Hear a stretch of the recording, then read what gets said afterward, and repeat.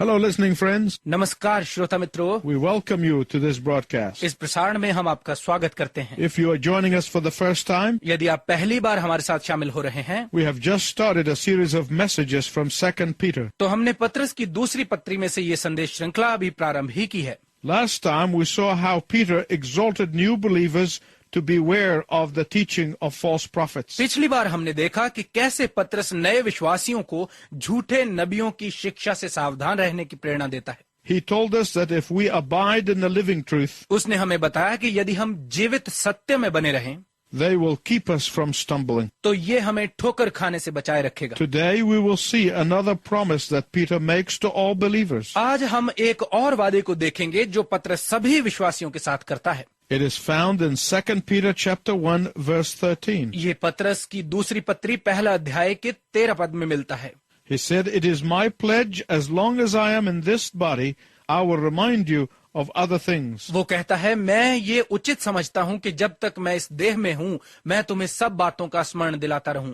Peter saying that I'm going to be a burr under your saddle. पत्रस कह रहा है, मैं तुम्हारी काठी के अंदर की आवाज बना रहूंगा। I am not going to give up on you. मैं तुम्हारे लिए आशा नहीं छोड़ूंगा। I am not going to stop reminding you. मैं तुम्हें स्मरण दिलाना नहीं छोड़ूंगा। Peter says, I am going to be these three things for you. पत्रस कहता है, मैं तुम्हारे लिए ये 3 बातें बनने जा रहा हूँ। I'm going to be an encourager. मैं तुम्हें प्रोत्साहित करने वाला बना रहूंगा। I'm going to be an exhorter. मैं तुम्हें उपदेश देने वाला बना रहूंगा। And I'm going to be an example. और मैं एक नमूना बना रहूंगा। Peter calls the body a tent because a tent is temporary dwelling. पत्रस देह को एक तंबू कहता है क्योंकि तंबू एक अस्थायी निवास है। When you live in a tent, it's usually a temporary existence. जब आप तंबू में रहते हैं तो आमतौर पर ये एक अस्थायी निवास होता है। When the time comes, you pull up the stakes and you move on. जब समय आता है तो आप खूंटे उखाड़ते हैं और आगे चल देते हैं। Sometimes you pull up stakes and go home. कई बार आप तंबू उखाड़ते हैं और घर चले जाते हैं। Our earthly body is a tent. हमारा भौतिक शरीर एक तंबू है।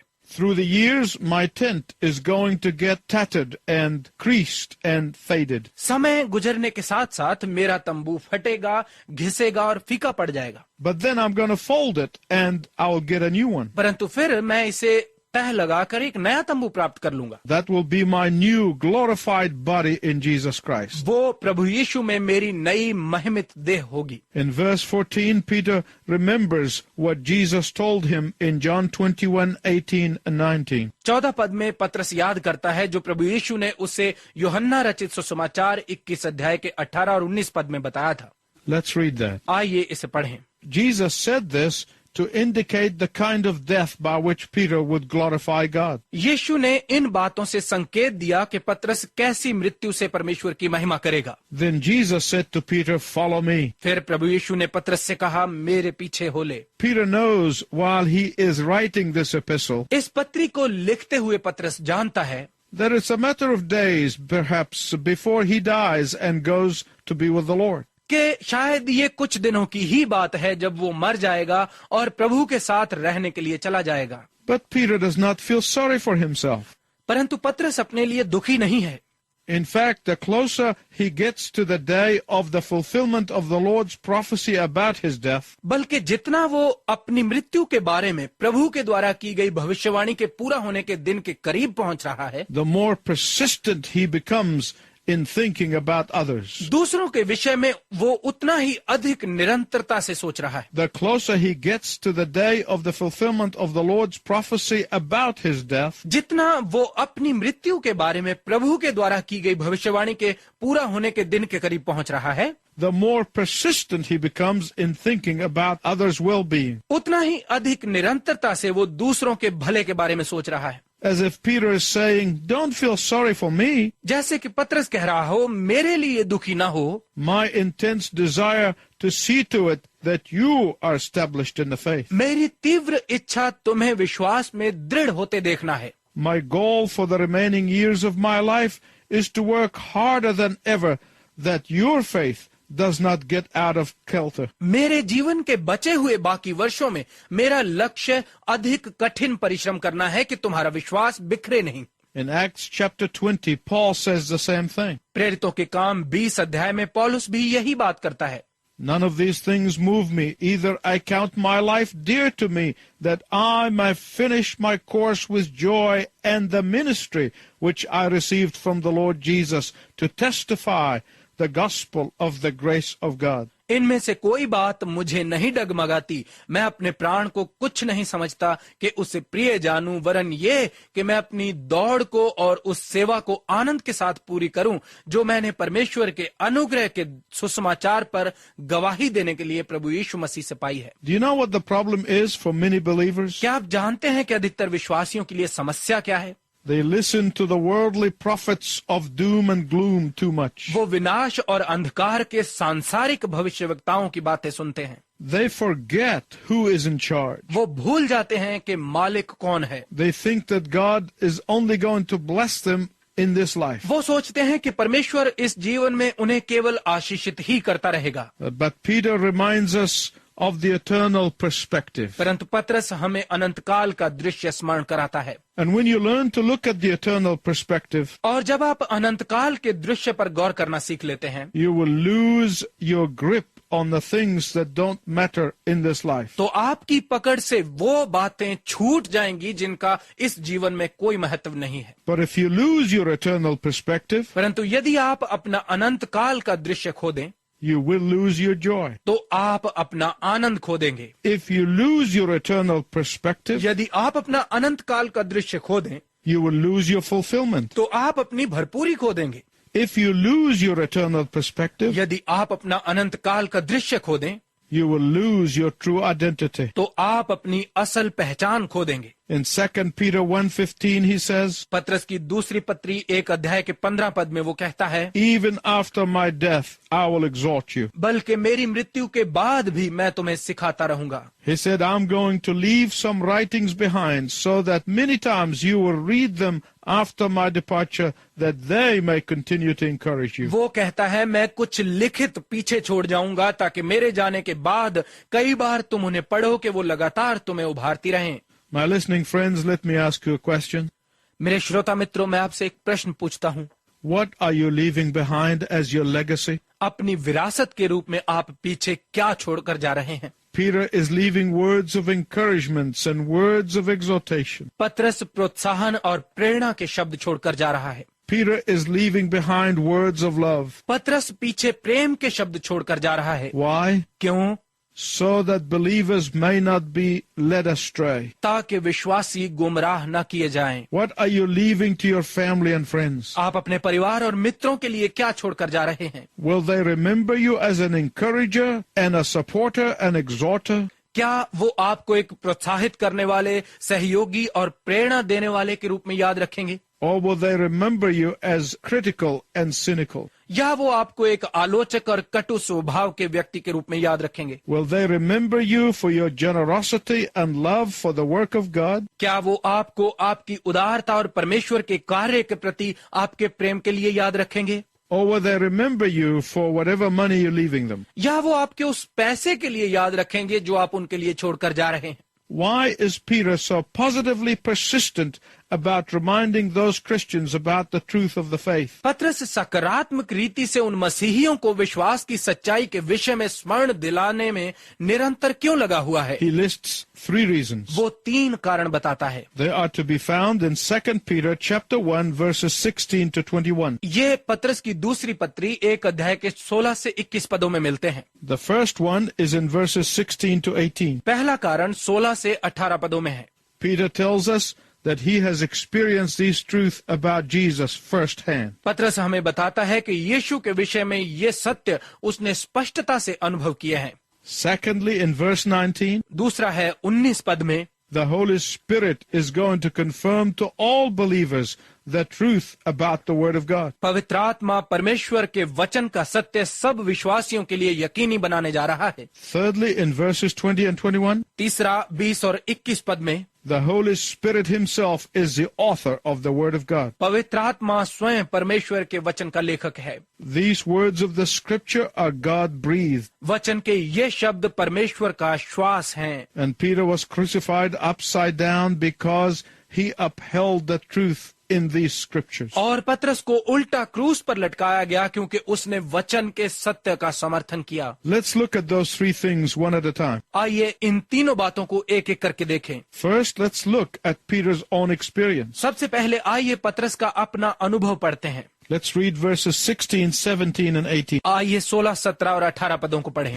क्योंकि जब हमने तुम्हें अपने प्रभु यीशु मसीह की सामर्थ का और आगमन का समाचार दिया था, अपने प्रभु यीशु मसीह की सामर्थ का और आगमन का समाचार दिया था, तो वह चतुराई से गढ़ी हुई कहानियों का अनुकरण नहीं किया था, वरन हमने आप ही उसके प्रताप को देखा था कि उसने परमेश्वर पिता से आदर और महिमा पाई, जब उस प्रतापमय महिमा में से यह वाणी आई कि यह मेरा प्रिय पुत्र है, जिससे मैं प्रसन्न हूँ। और जब हम उसके साथ पवित्र पहाड़ पर थे, तो स्वर्ग से यही वाणी आते सुना, और हमारे पास जो भविष्यद्वक्ताओं का वचन है, वह इस घटना से दृढ़ ठहरा। और तुम यह अच्छा करते हो जो यह समझकर उस पर ध्यान करते हो कि वह एक दिया है जो अंधियारे स्थान में उस समय तक प्रकाश देता रहता है जब तक कि पौ न फटे और भोर का तारा तुम्हारे हृदयों में न चमक उठे। पर पहले ये जान लो कि पवित्र शास्त्र की कोई भी भविष्यवाणी किसी के अपने ही विचारधारा के आधार पर पूर्ण नहीं होती, क्योंकि कोई भी भविष्यवाणी मनुष्य की इच्छा से कभी नहीं हुई, पर भक्तजन पवित्र आत्मा के द्वारा उभारे जाकर परमेश्वर की ओर से बोलते थे। Peter knew that there would be false teachers who would deny the resurrection of the Lord Jesus Christ. पतरस जानता था कि ऐसे झूठे शिक्षक होंगे जो प्रभु यीशु मसीह के पुनरुत्थान का इनकार करेंगे। He knew that there would be false teachers who would say that the resurrection is only a matter of faith. वो जानता था कि ऐसे झूठे शिक्षक आ जाएंगे जो कहेंगे कि पुनरुत्थान केवल विश्वास का मसला है। They thought they saw and heard, but these things are not really historical fact. उन्होंने सोचा, देखा और सुना, परंतु ये बातें असल में ऐतिहासिक तथ्य नहीं हैं। And Peter is telling all believers, don't listen to these babbling idiots. और पतरस सब विश्वासियों से कह रहा है, इन बड़बड़ाते हुए मूर्खों की बात पर ध्यान मत दो। He is saying, I followed him for 3 years. वो कह रहा है, मैं 3 साल तक उसके पीछे चला। He's saying, I know what James and John and I saw on the Mount of Transfiguration. वो कह रहा है, मैं जानता हूं जो याकूब, यूहन्ना और मैंने रूपांतरण के पर्वत पर देखा। It was real. वो वास्तविक था। I know that he told me that I would deny him 3 times before the cock crow, and I did. मुझे पता है जो उसने मुझसे कहा था कि मैं मुर्ग के बांग देने से पहले 3 बार उसका इनकार करूंगा, और मैंने किया। It was real. ये असली था। I know that after the resurrection, it was not my imagination. मैं जानता हूं कि उसके पुनरुत्थान के बाद वो मेरी कल्पना नहीं थी। I entered into the tomb on that Sunday morning and it was empty. उस रविवार सुबह मैं कब्र के अंदर गया और ये खाली थी। It was real. ये असली था। I know that he came to the upper room and talked to me. मुझे पता है कि वो ऊपरी कोठड़ी में आया और मुझसे बातें की। And then he came back a week later to take care of Thomas's doubt. और फिर 1 सप्ताह बाद वो थोमा का शक दूर करने के लिए फिर वापस आया। It was real. ये असल था। I know how he challenged me to feed the sheep, and that's what I'm doing right now. मुझे पता है कि कैसे उसने मुझे भेड़ों को चराने की चुनौती दी, और इस वक्त मैं वही कर रहा हूँ। Peter reminds us, पतरस हमें याद दिलाता है, I am following his command in trying to encourage you. तुम्हें उभारने का प्रयत्न करते हुए मैं उसकी आज्ञा पर चल रहा हूँ। I am following his command in trying to uphold you. मैं तुम्हें स्थिर करने का प्रयत्न करते हुए उसकी आज्ञा पर चल रहा हूँ। I am following his command in trying to feed you the pure word of God. मैं तुम्हें परमेश्वर का शुद्ध वचन खिलाने का प्रयत्न करते हुए उसकी आज्ञा पर चल रहा हूँ। Then in verse 19 Peter said, फिर 19 पद में पतरस कहता है, But it was not only my eyewitness account. Look at the prophecy of the scripture. परंतु ये केवल मेरी ही प्रत्यक्षदर्शी साक्षी नहीं थी, वचन की भविष्यवाणी पर गौर करो। Peter tells us that the word of God is like a light that is shining. पतरस हमें बता रहा है कि परमेश्वर का वचन एक ज्योति की तरह है जो चमक रही है। But the light seems to be shining outside of our hearts. परंतु ये ज्योति हमारे हृदयों के बाहर चमकती हुई लग रही है। Inside your heart, you choose to sit in darkness. आपके हृदय के अंदर आप अंधकार में बैठना पसंद करते हैं। And what the Holy Spirit does when He sees a genuine desire from the heart to be illuminated and enlightened is this. और जब पवित्र आत्मा हमारे हृदय में चमकने की और रोशन होने की एक सच्ची इच्छा देखता है तो वो ऐसा करता है। He comes like a magnifying glass. वो एक सूक्ष्मदर्शी शीशे की तरह आता है And He concentrates the light of the Word of God into your heart and illuminates it. और वो परमेश्वर के वचन की ज्योति को आपके हृदय पर लगाकर उसे रोशन कर देता है। And Peter is saying, और पतरस कह रहा है, let the Word of God and the Spirit of God shine upon your heart. परमेश्वर के वचन और परमेश्वर के आत्मा को अपने हृदयों पर चमकने दो। Let the Word of God and the Spirit of God give you hope until the return of the Lord Jesus Christ. परमेश्वर का वचन और परमेश्वर का आत्मा प्रभु यीशु मसीह के आने तक तुम्हारी आशा को कायम रखे। Finally, in verses 20 and 21, अंत में 20 और 21 पद में Peter is saying you can trust the Word of God because it came from God. पतरस कह रहा है तुम परमेश्वर के वचन पर भरोसा कर सकते हो क्योंकि ये परमेश्वर की ओर से आया है। Men may have penned these words in the Bible, Bible में दर्ज शब्द मनुष्यों ने चाहे पिरोए हों, but the Holy Spirit edited every thought and every word. परंतु हर विचार और हर शब्द पवित्र आत्मा का संपादित किया हुआ है।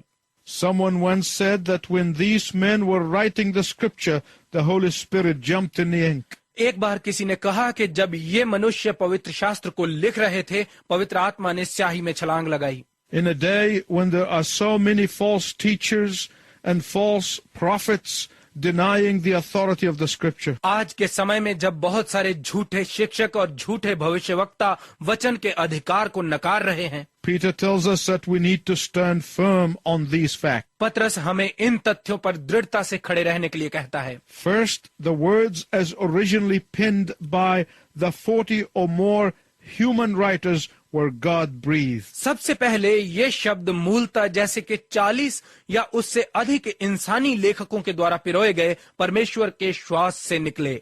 God did not just give them a general outline. परमेश्वर ने उन्हें केवल कोई आम रूपरेखा नहीं दी। God did not just give them the basic theme. परमेश्वर ने केवल उन्हें मुख्य विषय नहीं दिए। God did not tell them to write using their imagination. परमेश्वर ने उनसे अपनी कल्पना का इस्तेमाल करते हुए लिखने के लिए नहीं कहा।